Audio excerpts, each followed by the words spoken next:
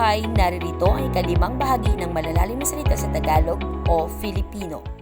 Una, buyo, na ang ibig sabihin ay akit o himok. Pangalawa, ginapas o inani. Pangatlo, gipalpal, nang ibig sabihin ay punong-puno. Pangapat, handulong o daluhong o di kaya'y sugod. Panlima, kauukilkil o katatatanong. Pang-anim, mapaniil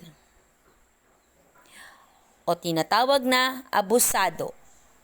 Pampito, mayamongmong o madahon. Pangwalo, naapuhap, na may kahulugan na nahanap. Pangsyam, nagkukumahog o nagmamadali. At ang pangsampo, namamanglaw. Kung alam ninyo ang ibig sabihin, paki-comment sa comment section.